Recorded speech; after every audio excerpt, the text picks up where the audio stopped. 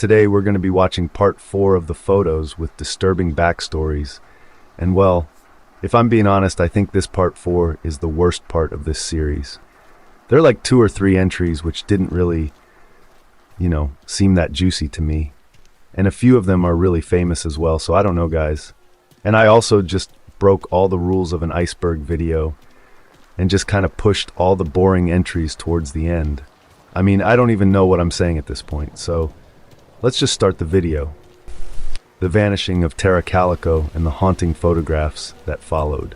On September 20th, 1988, 19-year-old Tara Calico set off on her routine bike ride from her home in Belen, New Mexico.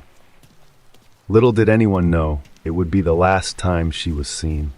A year later, a pair of unsettling Polaroid photos surfaced in Florida, showing a bound woman. That morning, Tara left for her daily ride along New Mexico State Road 47, a route she was familiar with and had ridden many times with her mother, Patty Dole. Recently, however, Patty had stopped joining her. An incident where a car repeatedly drove too close had unnerved her, though Tara remained undeterred. She waved off her mother's suggestion to carry mace for protection, joking as she left the house that if she wasn't back by noon, Patty should come find her. Tara had a tennis date with her boyfriend at 12:30 and intended to keep it. But as noon passed, Tara didn't return. This would mark the beginning of a perplexing mystery that would captivate the nation.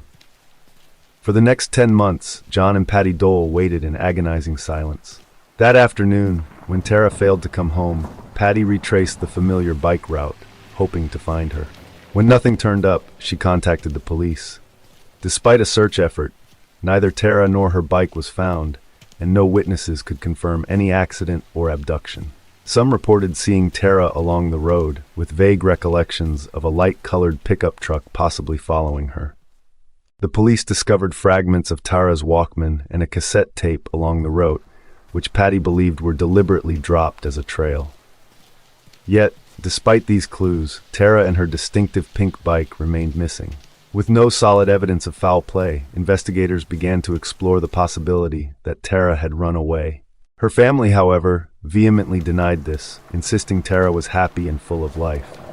Her stepfather, John Dole, described her as a whirlwind of energy, always eager to fill her day with activities. As days turned to months, Tara's parents could only wait for answers that never came. Then, on June 15, 1989, nearly 9 months after her disappearance, a chilling discovery was made. A Polaroid photograph was found in a convenience store parking lot in Port St. Joe, Florida, roughly 1,500 miles from where Tara had gone missing.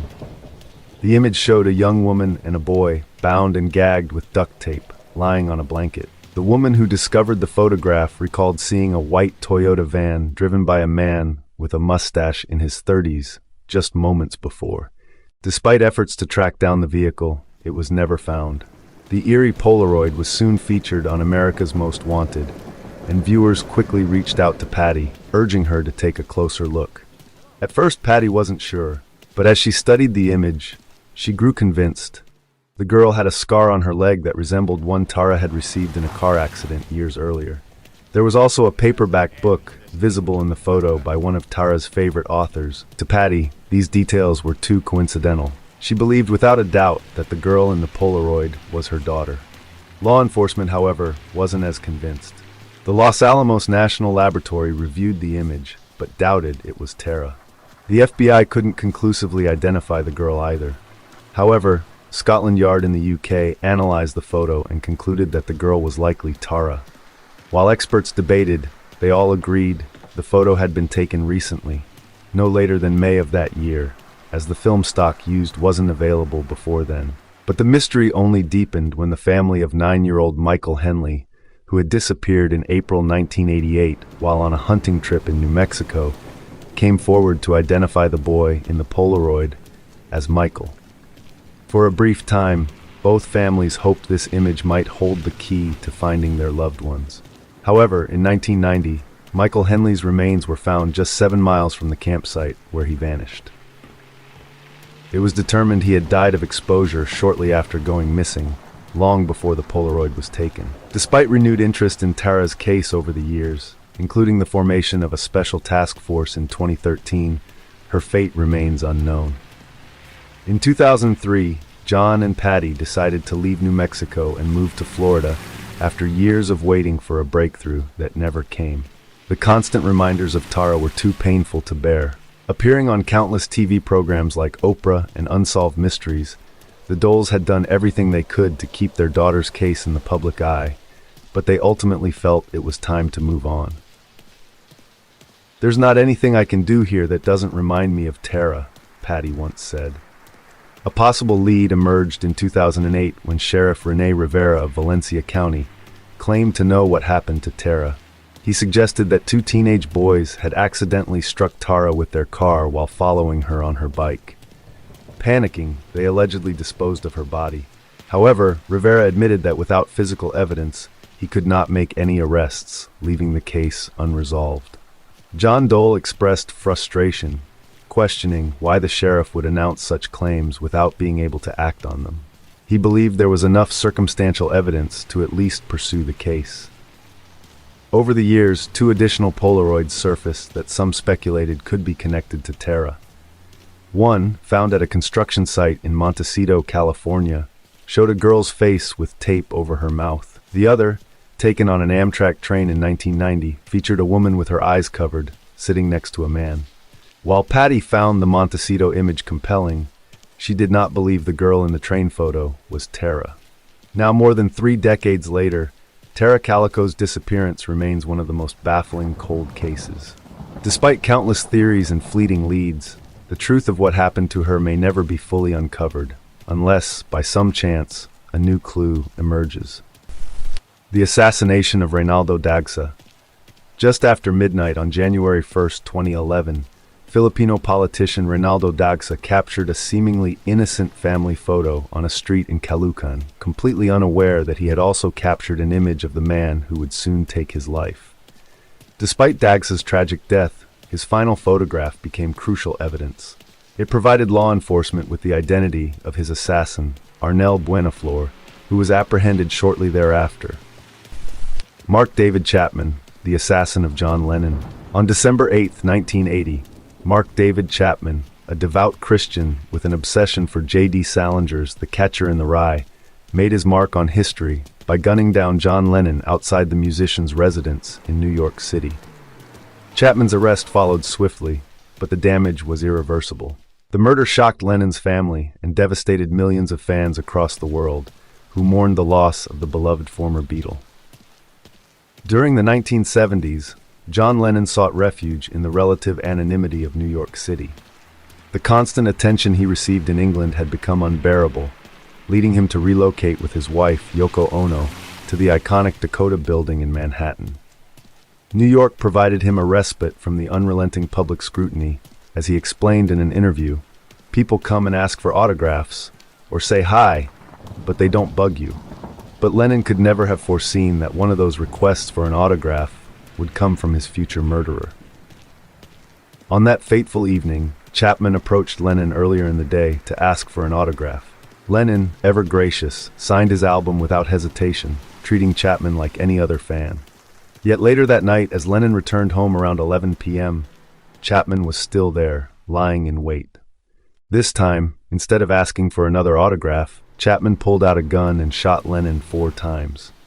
The bullets tore through Lennon's back, and though he was rushed to the hospital, he was declared dead on arrival. Even 4 decades later, the motivations behind Chapman's actions continue to confound, leaving dark questions about the man who robbed the world of John Lennon. But who was Mark David Chapman, and why did he commit such a horrific act? Chapman's story begins in Fort Worth, Texas, where he was born on May 10, 1955. His father, a U.S. Air Force staff sergeant, was known for his violent temper and regularly abused Chapman's mother, a nurse. In interviews, Chapman recounted how he often heard his mother calling his name as his father beat her, describing how he would rush to her defense. In a chilling confession, Chapman revealed that he had once contemplated killing his father in the months leading up to Lennon's murder. Chapman's list of potential victims wasn't limited to his father. He also fantasized about killing several celebrities, including Paul McCartney, Elizabeth Taylor, and Ronald Reagan.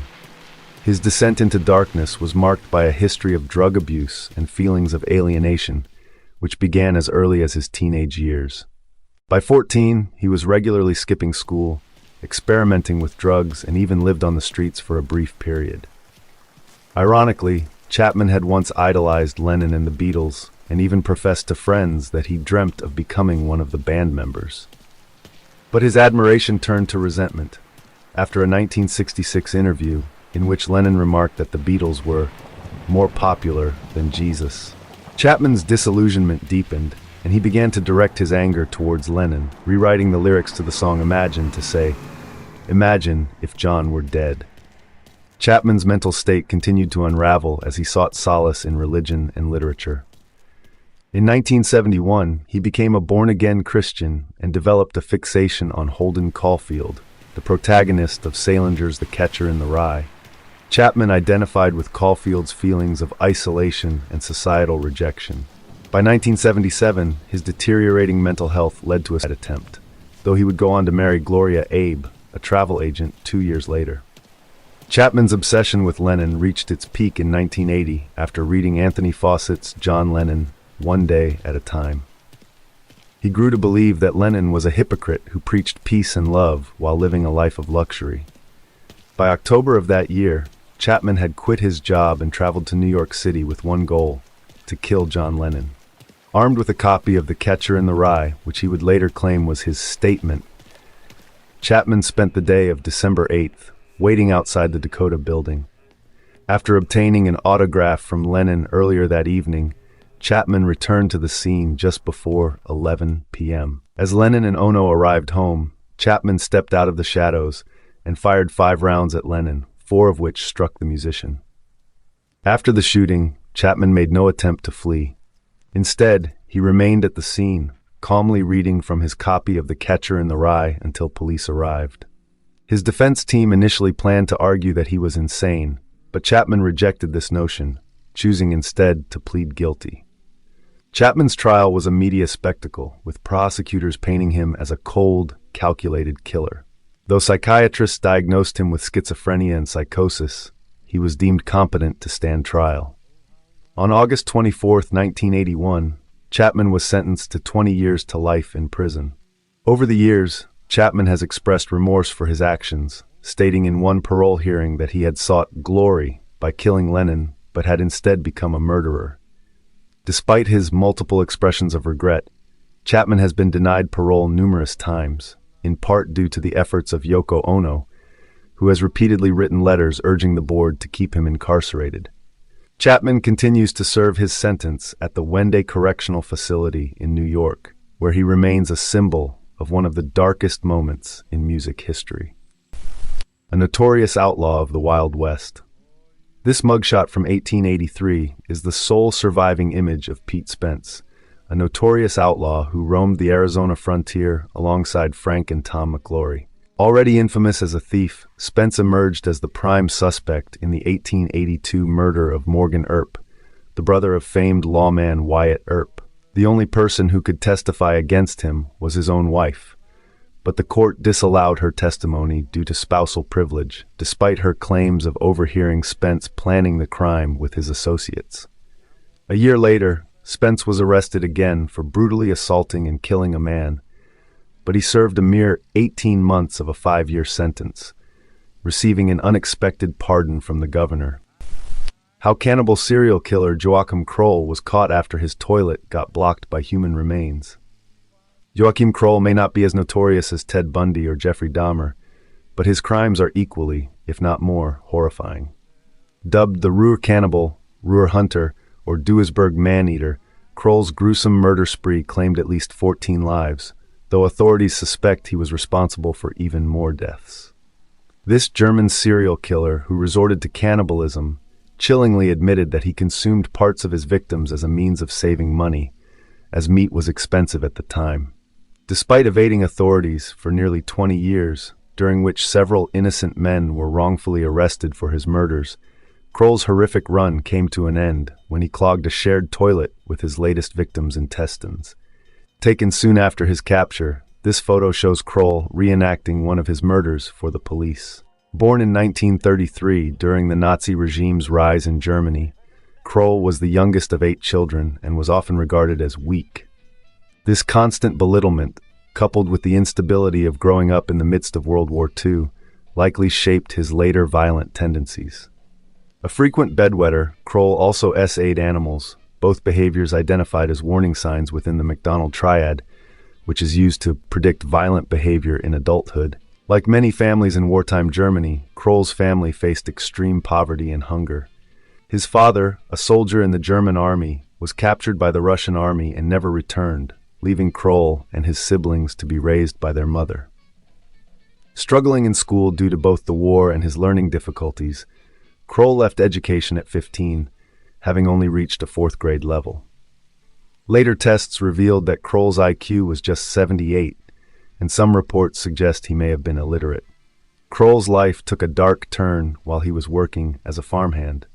He later shared that witnessing the slaughter of animals sparked both a disturbing fascination with violence and inappropriate urges. His attempts to form a romantic relationship with a woman were unsuccessful, leaving him feeling socially awkward and inadequate. In his twisted mindset, he concluded that he could only have control in situations where the other person was no longer alive. In 1955, the same year his mother passed away, Kroll began his violent acts. His first known victim was 19-year-old Irmgard Strahl, whom he abducted from the village of Wallstede. Kroll ended her life through strangulation and then committed unspeakable acts afterward. Authorities believe that after this incident, Kroll continued his violent behavior over the years, although the exact number of his victims remains unclear. On June 16, 1959, Kroll's next known murder took place when he took the life of 24-year-old Clara Frieda Tesmer. This incident was just as brutal as his first crime, but this time he began incorporating cannibalism. He removed flesh from her body and took it home to cook and eat. Tragically, another man, Heinrich Ott, was wrongfully accused of the crime and took his knife while awaiting trial. Despite this, Kroll continued his spree without being caught. Psychologists studying Kroll believe his actions suggest a higher level of planning than his IQ of 78 might indicate. He managed to avoid capture for many years, carefully selecting his victims. Unlike many serial killers, Kroll didn't target a specific type of person. Though he primarily preyed on women, he also murdered men, such as Hermann Schmitz in 1965. After tabbing Schmitz, Kroll tried to attack Schmitz's fiancée, Marion Veen, but she narrowly escaped by driving her car toward him. Despite her providing a description to police, Kroll remained unidentified. The investigation was further complicated by the fact that Kroll didn't practice cannibalism with every victim. Additionally, other killers were active in West Germany at the time, leading to confusion. Authorities even arrested 6 innocent men for murders Kroll had committed, 2 of whom, like Ott, tragically died by the S-word. Kroll's cannibalism wasn't driven by the typical motivations of control or gratification seen in other killers. He explained to investigators that his actions were more practical, claiming meat was expensive. Shortly after, a neighbor asked Kroll if he knew what was causing the plumbing issues in their building's shared bathroom. Kroll casually replied, "Guts," which the neighbor initially took as a joke. However, upon checking the toilet, the neighbor discovered small human organs and immediately contacted the authorities. When police entered Kroll's apartment, they made a grim discovery. Marion Kettner's body had been disassembled, with some parts stored in the refrigerator. A hand was found cooking on the stove, and other remains had caused the plumbing to back up. Upon further inspection of the shared bathroom, authorities found organs like Kettner's liver, lungs, kidneys, and heart. Kroll was swiftly arrested. He confessed to Kettner's murder, along with 13 others, including the killings of Irmgard Strahl and Clara Frieda Tesmer. He also admitted to cannibalism. While in custody, Kroll cooperated with authorities, believing that he would receive treatment for his violent impulses and be released. However, after years of incarceration, he was formally charged with 8 murders and 1 attempted murder. His trial lasted an exhausting 151 days. Ultimately, instead of the treatment he hoped for, Kroll was sentenced to life in prison in April 1982. He passed away in 1991 at the age of 58 due to a heart attack. Among the most chilling photographs of the past are those taken inside the mental asylums of the early 20th century. This unsettling image depicts a patient restrained in a French mental institution in 1900. The details surrounding the individual's condition remain unknown, reflecting the limited understanding of mental health at the time, when people were institutionalized for a wide range of conditions, from depression and war trauma to schizophrenia and cognitive impairments. Given the often secretive nature of these institutions, the full extent of the mistreatment and suffering endured by patients may never be known. The prelude to the Jonestown Massacre. Before the September 11 attacks, the Jonestown Massacre represented the largest deliberate loss of American civilian life in history. On November 18, 1978, Jim Jones, leader of the People's Temple, convinced his followers in a remote Guyanese settlement that the U.S. government was coming to harm them and take away their children. He urged them to consume a fatal dose of cyanide-laced fruit punch as the only escape. That day, 918 people perished in what has become one of the darkest chapters of American history. A chilling photograph captures Jim Jones, Center, and his followers at Jonestown, seemingly enjoying a peaceful life, mere days before the mass suicide murder. On that fateful day in November, over 900 members of the People's Temple, under the direction of Jim Jones, were coerced into taking their own lives by drinking poison, with armed guards ensuring compliance from those who hesitated. Today, the event is often remembered in the popular imagination as the time when the followers of the People's Temple drank the Kool-Aid, a phrase that fails to capture the complexities and horror of what truly transpired. Nearly 1,000 individuals isolated in a remote jungle compound in Guyana embraced death under the spell of a charismatic leader's conspiracy theories.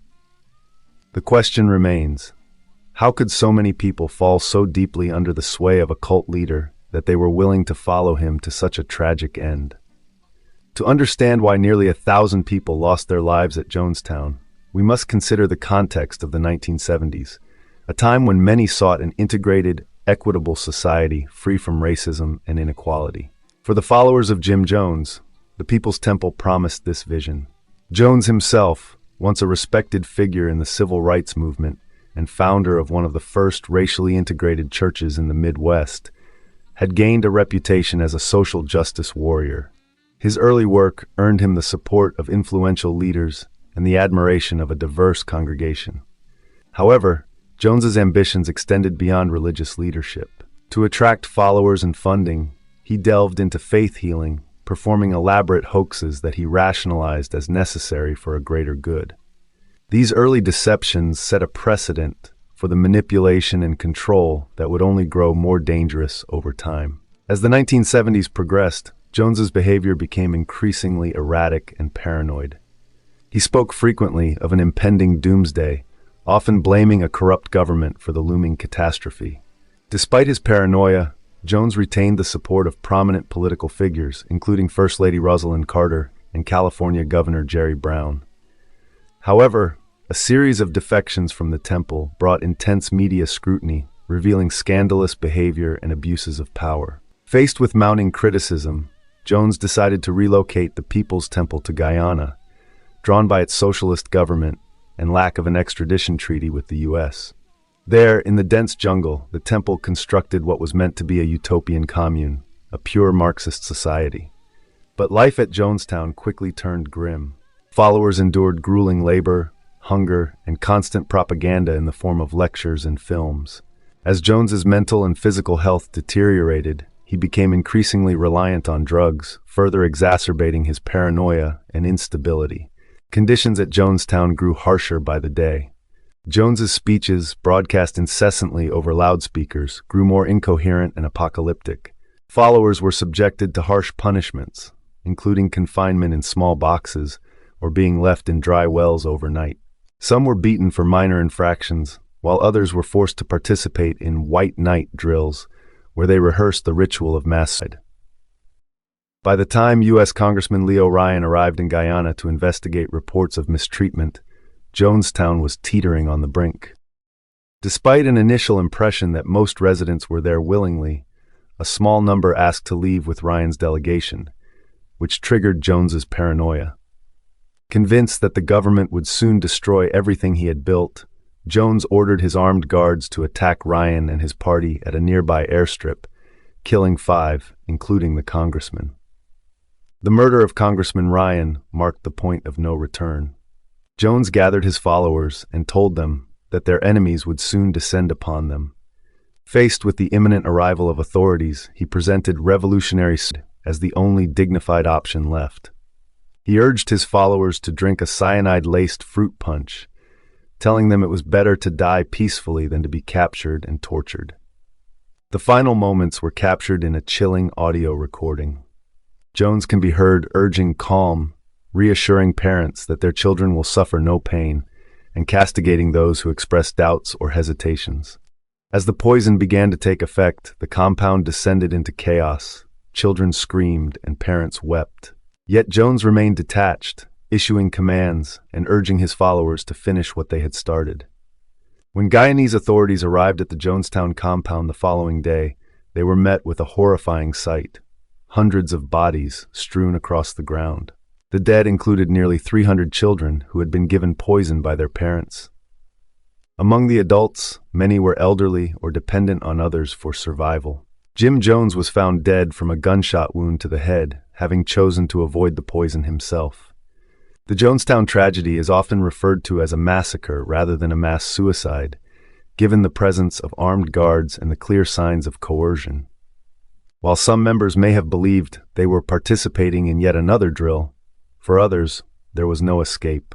The complex interplay of devotion, manipulation, and fear culminated in one of history's most disturbing and tragic events. The question of whether the followers truly chose their fate or were victims of Jones's manipulation remains, but one thing is clear: the Jonestown massacre is a haunting reminder of the dangers of blind devotion and the perils of unchecked authority. The Salem UFO sighting.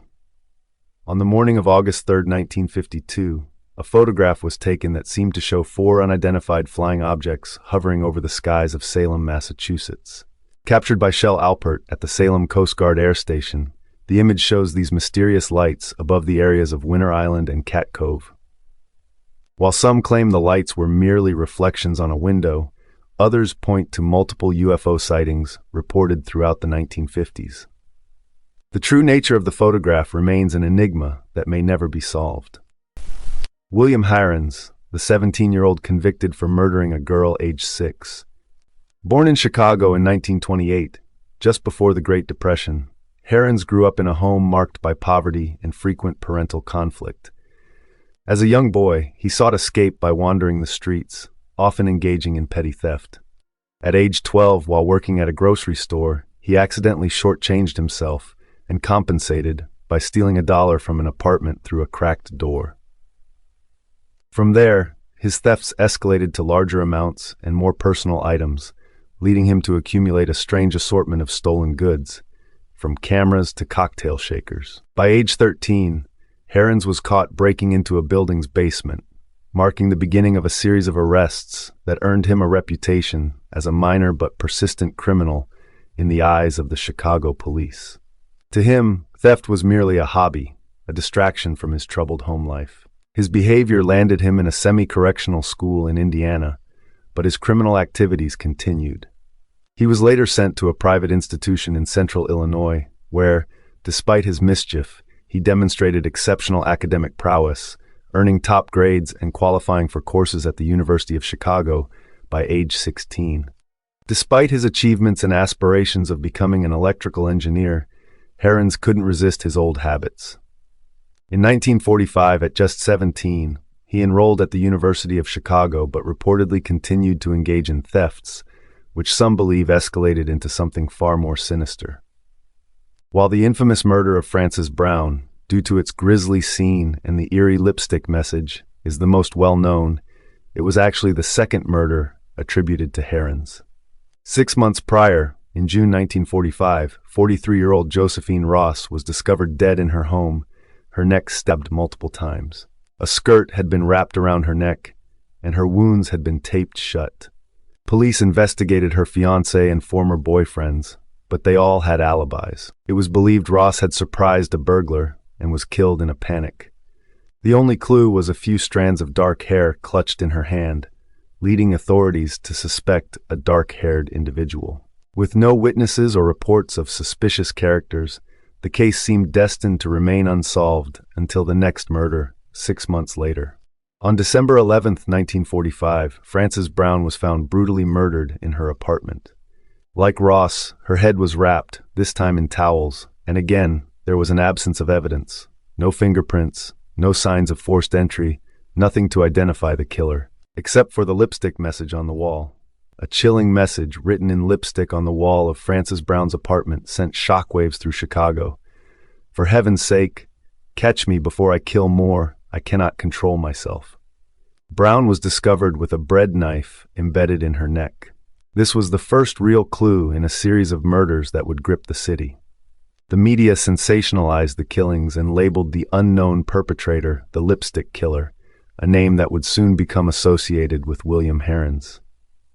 Then, in the first week of January 1946, the killer struck again, this time with horrifying brutality.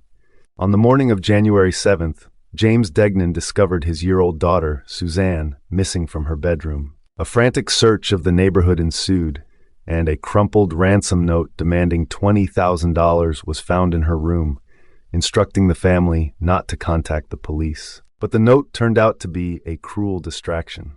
By evening, Suzanne's severed head was discovered in a nearby sewer, with her hair ribbons still intact. Her dismembered remains were later found scattered in other sewer basins. While Chicago reeled from the news, Heirens continued his life at the University of Chicago, seemingly unperturbed by the chaos unfolding around him. By June 1946, he was enjoying life, taking dance classes, playing chess, and developing new romantic interests. But when he found himself short on cash for a date, Heirens reverted to theft. Attempting to cash a stolen savings bond at a closed post office, he instead reached into an open apartment door in the same neighborhood where Suzanne Degnan had lived. Caught in the act, Heirens fled, but was pursued by 2 police officers. During the chase, a gunfight broke out, though whether Heirens or the officers fired first remains disputed. In the ensuing chaos, an off-duty officer apprehended Heirens by knocking him out with a stack of flower pots. It was a comically abrupt end to a serious chase, but what followed was no laughing matter for Heirens. Heirens was taken to the hospital wing of the Cook County Jail, where he endured days of intense interrogation, often teetering on the edge of consciousness due to a combination of pain, drugs, and sheer exhaustion. After searching his living spaces, police claimed a partial fingerprint match to the ransom note found in Suzanne Degnan's room, a match that would later be contested.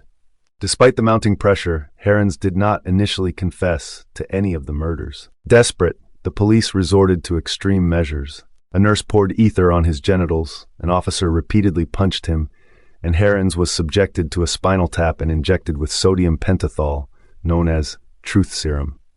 Under the influence, Heirens spoke vaguely of a man named George. But when no such man was found, authorities suggested this was a subconscious confession, as Heirens' middle name was George. Even though his handwriting didn't match the lipstick message, and the fingerprint evidence was questionable, police charged Heirens with the murders. On July 12, 1946, he was indicted on numerous charges, including 3 counts of murder. Despite clear procedural flaws, such as warrantless searches and dubious interrogation tactics, Heirens agreed to a plea deal to avoid the death penalty. Faced with the prospect of the electric chair, Heirens pled guilty to all 3 murders, later stating he only did so out of fear for his life. This decision spared him execution, but condemned him to life imprisonment. For the next 65 years, Heirens remained incarcerated, becoming Chicago's longest-serving prisoner and maintaining his innocence until his death in 2012 at age 83. Heirens would die with the label of the lipstick killer, but questions about his guilt linger to this day. Unit 731, Japan's secret biological warfare division. During the years before and throughout World War II, Unit 731, a covert branch of the Japanese military, committed some of the most horrifying human rights abuses in history. Dedicated to advancing biological and chemical warfare capabilities, Unit 731 carried out barbaric experiments on Chinese civilians. These included exposing prisoners to extreme cold, conducting live dissections on conscious individuals, testing weapons on human subjects, and committing acts of sexual violence. The photograph shows personnel of Unit 731 conducting a bacteriological experiment on a live subject in November 1940. The mountain of skulls that made America what it is today. A single photograph captures the chilling reality of the mass buffalo slaughter carried out by settlers during the westward expansion of America. The image serves as a stark reminder of the brutal lengths to which settlers went in their quest to claim and colonize the American West. The American bison once stood as a powerful emblem of the vast, seemingly infinite expanse of land and possibility that characterized the United States. But as settlers moved westward, driven by the doctrine of manifest destiny, the bison came to represent something darker: the cost of a nation's expansion at any price. Before European settlers arrived, the Great Plains were home to an estimated 30 to 60 million bison. Native American tribes lived in harmony with these great herds, using them as a sustainable resource for food, clothing, shelter, and tools. The relationship was one of balance, a mutual existence rooted in respect for the natural world. However, when American settlers surged westward, they brought with them an insatiable hunger for more land and resources, including the bison. Hunters riding cross-country trains would lean out of windows and shoot at the bison as they passed, killing numerous animals in a matter of minutes. The trains would then stop to allow passengers to strip the hides for fur coats or carve out the tongues to be served as delicacies back east, leaving the carcasses to waste. Unlike the Native Americans, these hunters had no intention of using the entire animal. They only wanted the parts that could be easily sold or consumed. This unrestrained exploitation led to a staggering decline in the bison population. From around 30 to 60 million in the early 19th century, the numbers fell to just 325 by the end of the 1800s. Though it's difficult to find exact figures for the total number of bison killed, one railroad company reported shipping over 500,000 hides to the east between 1872 and 1874 alone, a number that gives a glimpse into the scale of the destruction.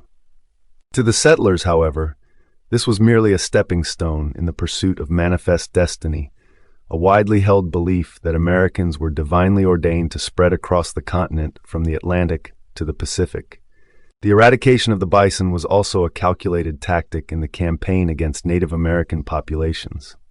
By wiping out their primary food source, settlers aimed to weaken and displace indigenous communities. In 1873, Columbus Delano, then Secretary of the Interior, wrote, "I would not seriously regret the total disappearance of the buffalo from our western plains in its effect upon the Indians." Echoing this sentiment, General Philip Sheridan, a prominent figure in the Indian Wars, told the Texas legislature the following year that bison hunters were destroying the Indians' commissary and that the extermination should continue until the buffalo were gone. These ideologies and conflicts can often feel abstract and hard to grasp. Yet, in the case of manifest destiny, the near-total annihilation of the bison offers a stark, concrete representation of the doctrine's impact. Today, after more than a century of conservation efforts, the bison population has slowly recovered to around 500,000. However, the haunting legacy of the buffalo slaughter still lingers as a testament to the ruthless pursuit of expansion that helped shape America. The prayer of the doomed Apollo 1 astronauts. This seemingly playful photograph of the Apollo 1 crew, Roger Chaffee, Virgil Grissom, and Ed White, praying over a miniature model of their spacecraft, took on a grim significance in the aftermath of their tragic deaths. On January 27, 1967, all three astronauts perished in a fire during a test launch. The crew had previously expressed concerns to Joseph Shea, the Apollo spacecraft program office manager, about the hazardous materials on board their craft. Shortly before the disaster, they had given Shea the photo with a handwritten caption, "It isn't that we don't trust you, Joe, but this time we've decided to go over your head." The Dyatlov Pass mystery, a chilling 1959 tragedy that claimed 9 lives. On a frigid night in February 1959, 9 young Soviet hikers embarked on a journey into the northern Ural Mountains, an expedition that would end in tragedy and spark decades of speculation. The group's goal was to reach Otorten, a remote peak in Soviet Russia, led by 23-year-old Igor Dyatlov, an experienced hiker and student from the Ural Polytechnical Institute. Dyatlov had promised to send a telegram upon their return, but that message never came. None of the 9 hikers would ever be seen alive again. This ill-fated expedition, known as the Dyatlov Pass incident, has since been one of the most baffling mysteries of the 20th century. The group set out on January 27, 1959, trudging through the snow toward Otorten. By February 1st, they found themselves on the slopes of Kholat Syakhl, ominously named Dead Mountain by the indigenous Mansi people. They set up camp on a barren mountainside, unaware that this would be their final resting place. When weeks passed without any communication, search parties were dispatched. On February 26th, rescuers discovered a scene that would leave investigators horrified and perplexed for decades. The tent was found first, torn open from the inside, its contents abandoned in haste. Footprints, some barefoot, others in socks or a single shoe, led down the slope toward the forest, nearly a mile away. At the edge of the woods, beneath a large cedar tree, lay the bodies of 2 hikers, Yuri Krivonishenko and Yuri Doroshenko, shoeless and clad only in underwear despite temperatures that had plunged well below freezing. A makeshift fire had been lit nearby, and branches were broken up high in the tree, as if they had frantically climbed to escape something. The search continued, and soon the bodies of Dyatlov, Zinaida Kolmogorova, and Rustam Slobodin were discovered between the cedar and the camp, seemingly trying to return to the tent. The grisly scene grew even more disturbing when, 2 months later, the remaining 4 hikers were found in a ravine further into the forest. These victims, Lyudmila Dubanina, Semyon Zolotaryov, Alexander Kolovatov, and Nikolai Thibault-Brignol, had sustained severe internal injuries, including skull fractures and massive chest trauma comparable to the force of a car crash. Dubanina's body was missing her tongue, eyes, and parts of her facial tissue, adding to the grotesque nature of the discovery. Despite an official investigation, Soviet authorities quickly closed the case, attributing the deaths to a compelling natural force and suggesting that an avalanche might be to blame. However, the explanation left many questions unanswered. The damage to the hikers' bodies did not correspond with typical avalanche injuries, and there was no evidence of an avalanche in the area, no debris, no disturbed tree line, and no history of such occurrences in that particular region. The uncertainty only fueled speculation and the imagination of amateur detectives and conspiracy theorists alike. Over the decades, numerous theories emerged. Some suggested that the hikers had been disoriented by an extreme weather phenomenon, such as a katabatic wind or infrasound, which could have caused panic. Others pointed to potential secret military tests, citing reports of strange orange orbs in the sky around the time of the incident, possibly linked to a classified weapon. The discovery of traces of radiation on some of the clothing only intensified such suspicions. Alternative explanations ranged from the outlandish, like an attack by a Yeti or extraterrestrials, to more grounded but equally grim possibilities, such as an encounter with violent escaped prisoners or a deadly argument within the group. But no theory fully explained all aspects of the case, such as the varied injuries, the state of undress of the bodies, and the absence of any clear signs of an attack or natural disaster. In 2019, the Russian government reopened the investigation, narrowing its focus to 3 possible explanations: an avalanche, a snow slab, or a hurricane. In 2020, they concluded that a small avalanche forced the hikers to flee their tent in the dead of night, leading to their deaths from hypothermia. However, many experts and amateur sleuths remain unconvinced, arguing that the avalanche theory still fails to explain the extent of the injuries or the lack of physical evidence for such an event. In 2021, Swiss researchers Alexander Puzrin and Johann Gaum published a study proposing that a specific type of avalanche, a snow slab, combined with the slope's particular conditions, could account for the group's sudden flight from their tent and the subsequent injuries. Their theory gained some traction, but for many, it remains speculative. As of today, the Dyatlov Pass incident is officially considered solved, but many questions remain unanswered, leaving it a mystery that continues to captivate and confound. The tragedy of Dyatlov Pass has since been memorialized. The pass now bears the name of its doomed leader, and a monument stands in Yekaterinburg's Mykolaiv Cemetery, honoring the 9 hikers who perished under such enigmatic circumstances. To this day, the true nature of what happened on that desolate mountainside remains locked in the frozen expanse of the Ural Mountains, a puzzle that may never be completely solved. The Hilo Tsunami of 1946. On April 1, 1946, an earthquake measuring 8.6 on the Richter scale erupted near the Aleutian Islands in Alaska, unleashing a colossal tsunami that spanned the Pacific. The powerful quake generated massive ocean waves that surged to heights equivalent to a 13-story building. The tsunami swept across the Pacific, ultimately crashing into Hilo, Hawaii.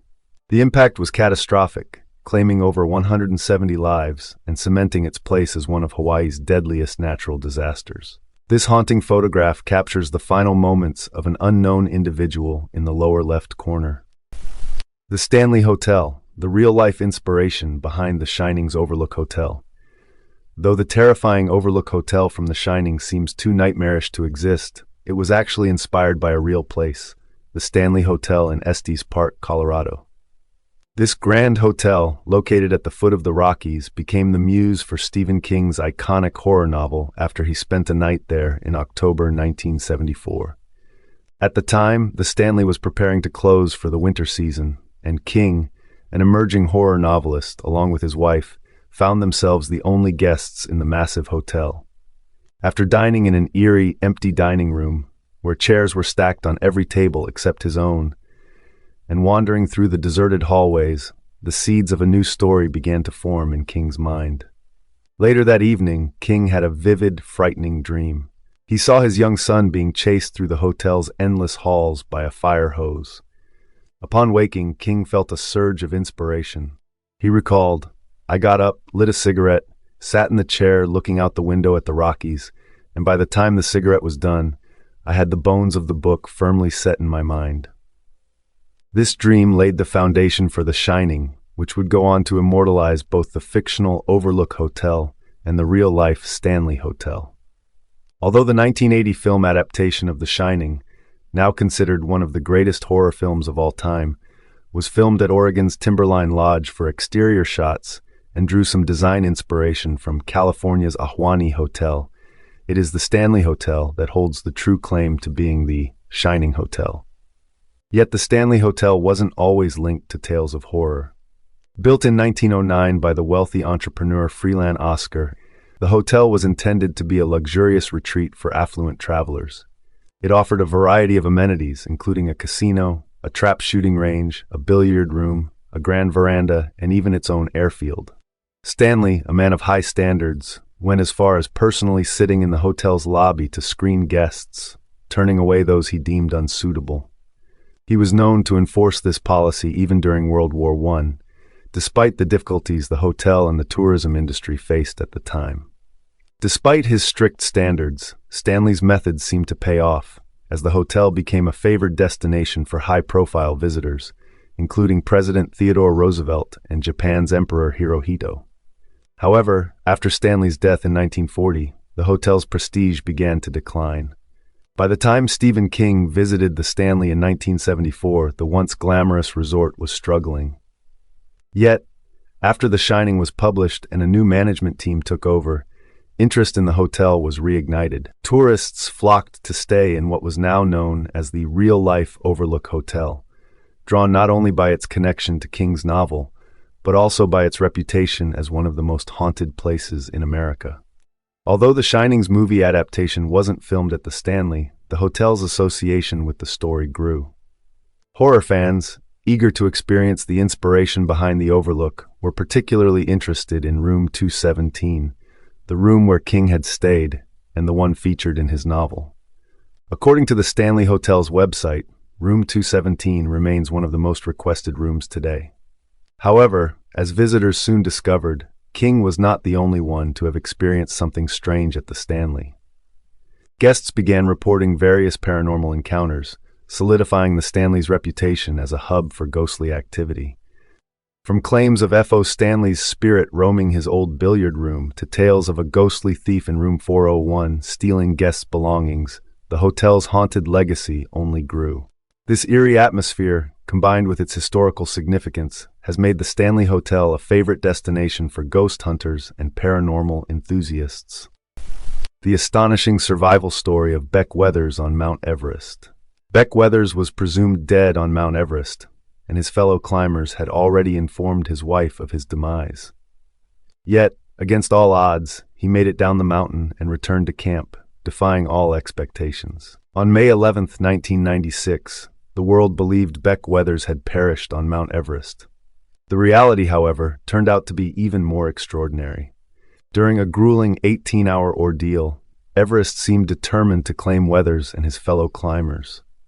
As powerful storms picked off much of the team, including its leader, Weathers began to succumb to exhaustion, exposure, and altitude sickness, growing increasingly delirious. At one point, he raised his arms and shouted, "I've got it all figured out," before collapsing into a snowbank, leading his team to believe he was dead. Weathers returned from the 1996 Everest catastrophe with severe frostbite across much of his face and body. While rescue teams fought their way up Everest's face to save the other climbers, Weathers lay in the snow, slipping deeper into a hypothermic coma. Two rescuers assessed his condition and decided he was beyond help, leaving him as just another casualty of Everest. Yet, after being abandoned for dead twice, something miraculous occurred. Beck Weathers woke up. His face and body were covered in black frostbite, yet he somehow mustered the strength to lift himself out of the snow and eventually find his way down the mountain. After being reported as missing and presumed dead in Everest's infamous death zone, Weathers' wife was informed of his fate. What unfolded next seemed nothing short of a miracle. Earlier that spring, Beck Weathers, a pathologist from Texas, had joined a group of 8 climbers aiming to conquer Mount Everest. A passionate climber, he was on a quest to summit the tallest peak on each of the 7 continents, having already conquered several. But Everest loomed as the ultimate challenge. He was ready to give everything he had for this climb. Weathers felt he had little to lose. His marriage was on the rocks because he had spent more time scaling peaks than with his family.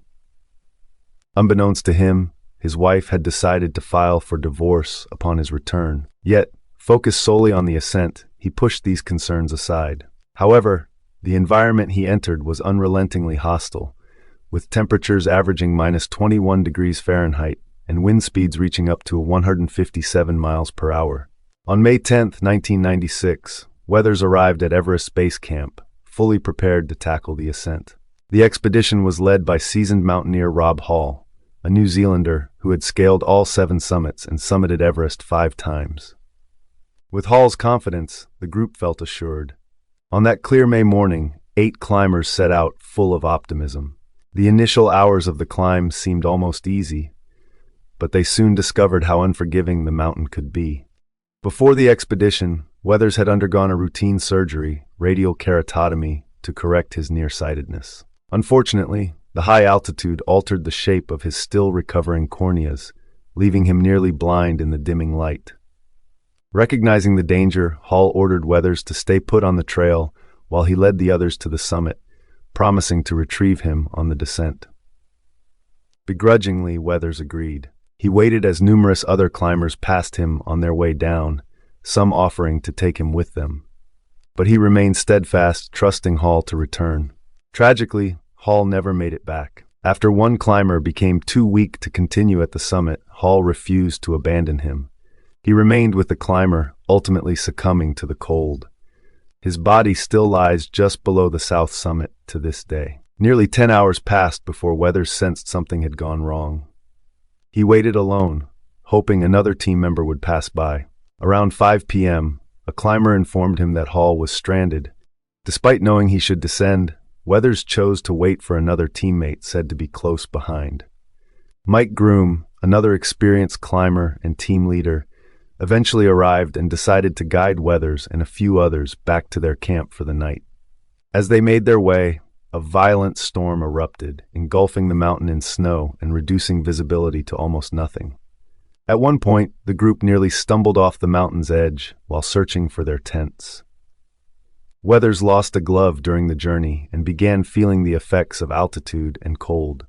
While his teammates huddled together for warmth, Weathers, overcome with delirium, stood up, raised his arms, and began shouting incoherently. A fierce gust of wind knocked him backward into the snow. That night, a Russian guide rescued the rest of the team, but seeing Weathers' condition, left him behind, believing him beyond saving.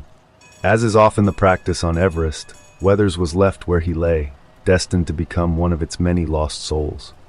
The next morning, after the storm subsided, a Canadian doctor climbed up to check on Weathers and another climber, Yasuko Namba. Finding Namba's body encased in ice, he determined she was beyond help. Then, turning to Weathers, he saw a man barely alive, his face covered in ice, his jacket open, his limbs rigid with frostbite. The doctor concluded that Weathers was also beyond saving and left him there for the second time.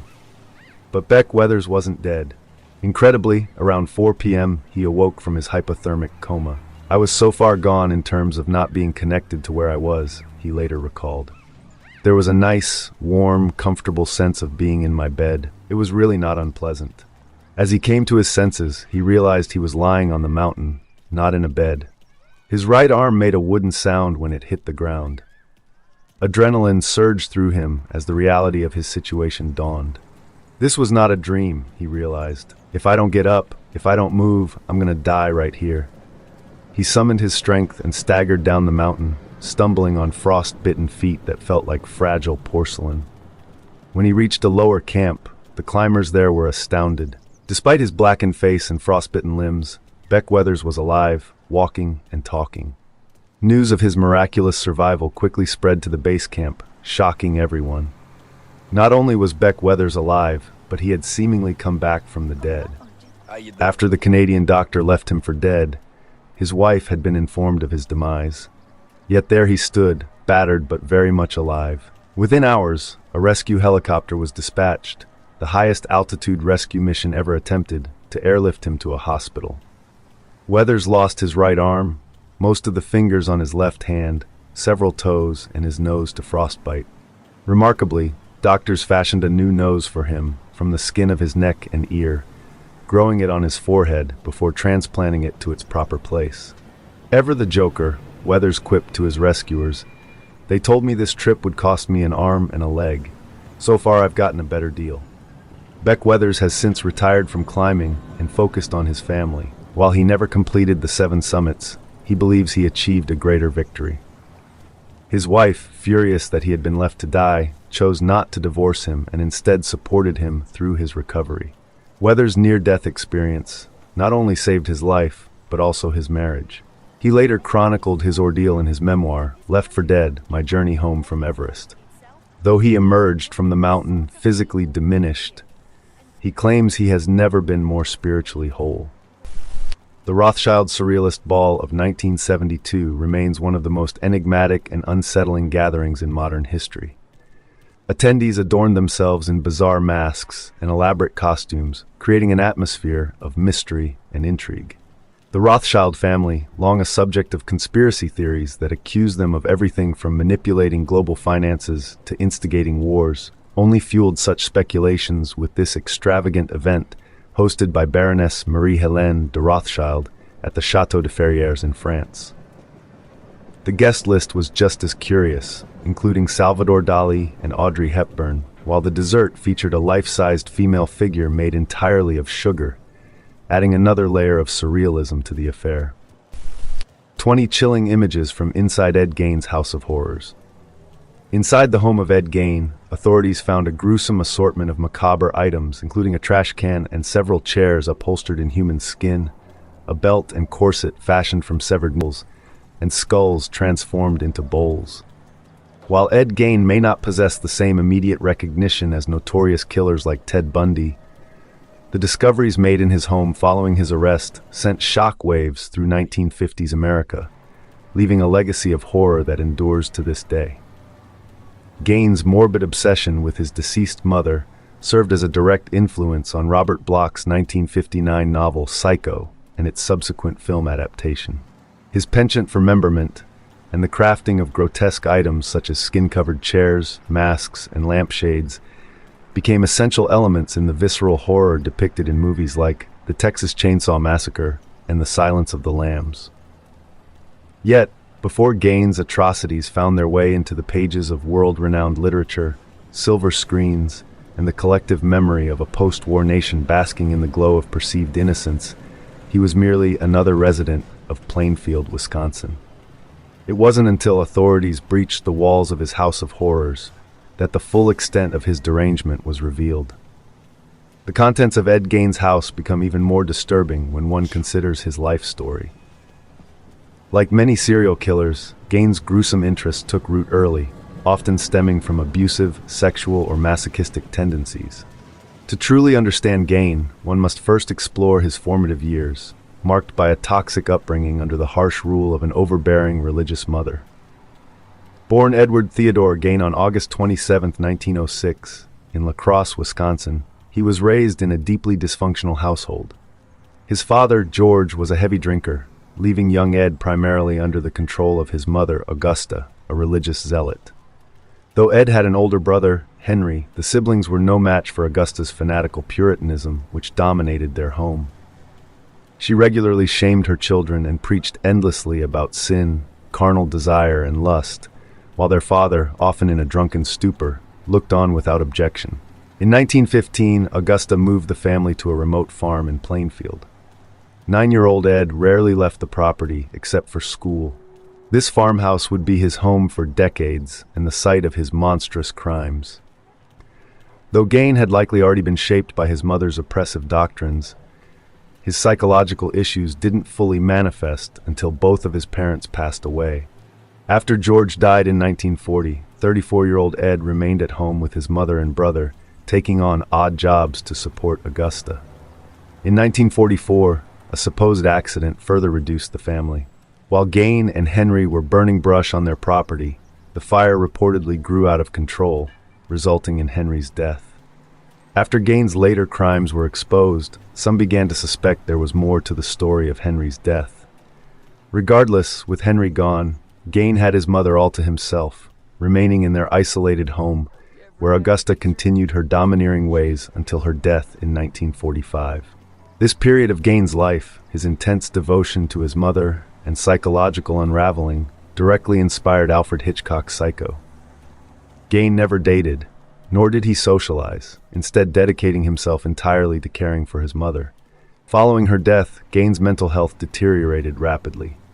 He left Augusta's room untouched, preserving it meticulously, while the rest of the house descended into filth. Trash and discarded objects accumulated everywhere, while Gein's curiosity about human anatomy led him to amass a collection of books on the subject. During this time, several local residents mysteriously vanished. One was Mary Hogan, a tavern owner, and another was Bernice Worden, who disappeared on November 16, 1957. The hardware store where Worden worked was found empty, with the cash register missing and a trail of blood leading out the back door. Frank Worden, her son and a deputy sheriff, immediately suspected Gein, who was soon found at a neighbor's house and taken into custody. The investigation revealed an unprecedented scene of horror. In addition to Worden's decapitated and gutted corpse, authorities discovered jars of preserved organs, skulls repurposed as bowls, and various other gruesome trophies. Gein quickly confessed to the murders of both Worden and Hogan, as well as to numerous grave robberies from which he had procured body parts for his grotesque crafts. Gein admitted to transporting corpses to his home, where he would dissect them, commit acts of necrophilia, and fashion masks and clothing from their skin. Among the items found was a belt made of humans. Despite suspicions that Gein might be linked to other unsolved murders, he only confessed to crimes he was directly asked about, leaving some mysteries unresolved. Gein's lawyer, William Belter, argued that his client's actions were the result of severe mental illness, entering a plea of not guilty by reason of insanity. In January 1958, Gein was declared unfit to stand trial and was committed to Central State Hospital, where he had previously worked in various capacities. A decade later, he was deemed competent to stand trial and found guilty of the murder of Bernice Worden.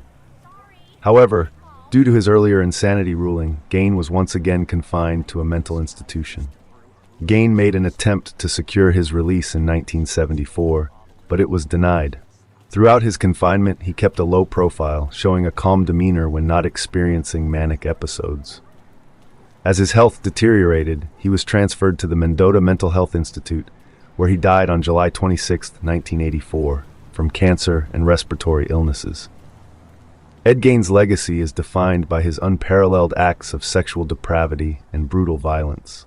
His crimes shocked a nation unaccustomed to the idea of wearing human skin as a mask, engaging in or using human bones as utensils. The discovery of his horrors marked the beginning of a cultural fascination with serial killers, inspiring countless works of fiction and film.